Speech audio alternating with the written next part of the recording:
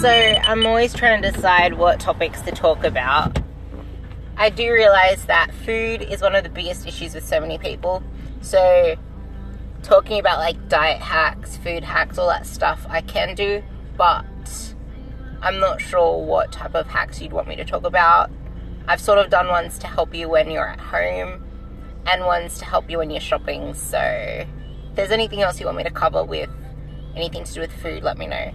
But today I want to really cover mindset again, especially in relation to kind of like just enjoying the process and having a goal that isn't just going to train to burn calories, which I've talked about so many times, or going to train to lose weight. Like, not making the mirror your primary goal for so many reasons. Because like, you see yourself in the mirror and you're gonna look the same every single time you look in the mirror. Why?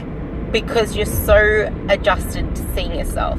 There was a study I read on accommodating visual pathways. Like, your visual pathways in your brain from the occipital nerve, which is like the one that, I think that's what it's called. It's so used to going through the same pathways that every single time you look at something, it's always like the changes every single day are so small that just seeing yourself every day, you're not going to see the changes. Like, I never did. If anything, there were so many times where I thought I was looking worse and getting down on myself. And then because I used to take photos just for the sake of saying, I'm done. This was in comp prep. I just used to take photos saying, I'm done. I'm celebrating myself. I'm celebrating that I just finished a session and I got all the way through it and I feel great about it. Because there were times when I just hated training because I was so depleted. And those photos were like, I feel great. I accomplished something. They were my mini accomplishments.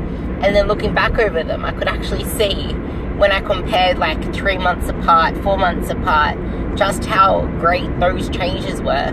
But comparing the weekly ones, there was literally no change. Literally. You can't expect to see change in a week.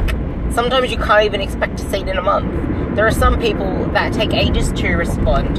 Like, I remember this one time, ages ago, when I was actually PTing in person. There was this lady I used to train 4 times a week. She used to come in 4 times a week and she used to stick to the diet that I wrote her. And it literally took her about 4 months to even shed a couple kilos. And according to her, everything was adherent, but her body just took so long to freaking respond. But it's because she was so like, I don't know. But there are some people that just take ages to respond. And their lifestyles, especially if it's high in stress, it really plays a role. But as soon as she started to respond, the kilos just started coming off like crazy. I mean, it took her 4 months to lose a couple of kilos, but then 2 months after that, she lost about, I think it was, she lost almost a kilo a week.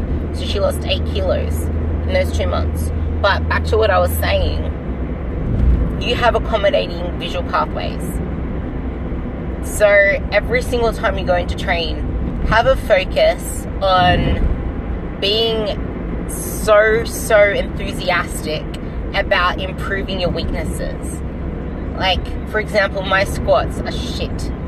Every single time I go into my squat session, instead of being anxious and hating it, I go in with the mindset of improving my weaknesses, of smashing them, of turning them into strengths.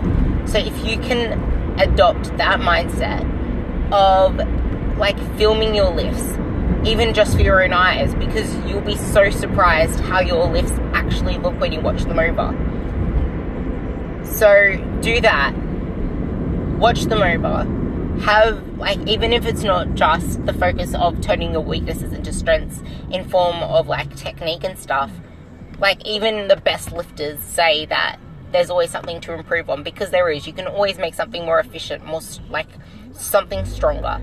So even if it's not in that, maybe the focus is on just getting that one more rep or getting a better mind muscle connection to something. Like, have process goals always. Be so riveted on your milestones and your mini goals, but have mindset goals, enjoying the process goals, turning your negatives into positives. Like, ban yourself from being allowed to even have negative thoughts if you're not going to think of a way to turn them positive or think of a way to approach them better. Because what the hell are you doing with negative thoughts in your mind? Like, what the hell, what purpose is it going to have in getting you towards your goals?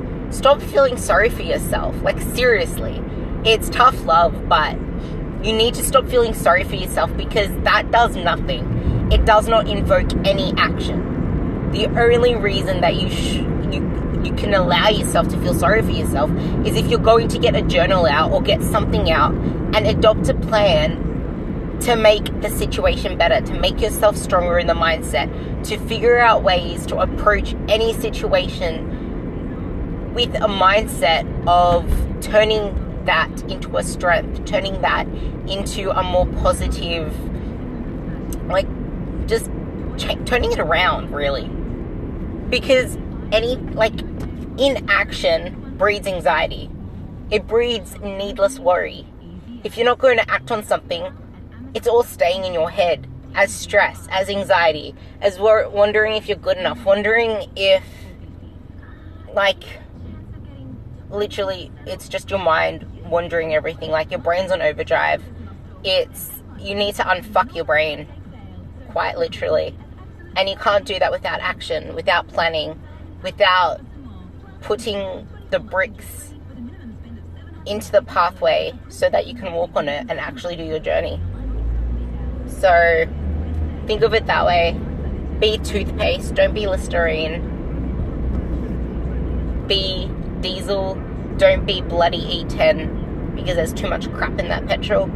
Fuel yourself with the right mindset, and you will soar for it. You will soar. Like an eagle soar, not like a chainsaw or cold saw. Have a really, really good Sunday. Self-care Sunday.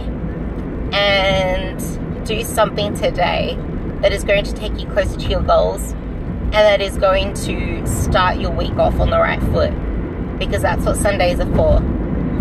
I start my training week on a Sunday because it starts my week out positive, and it allows me to take a little bit more of my time because everyone else is in more of a relaxed state on a Sunday. And then the hustle bustle begins on Monday. And I know that I've already got my week started on a Sunday, so I don't need to be so stressed on a Monday. I hope this somehow helped. Suggest any topics that you like, that you know or think will benefit you. Food related, mindset related, training related, anything related. And I appreciate you all for listening.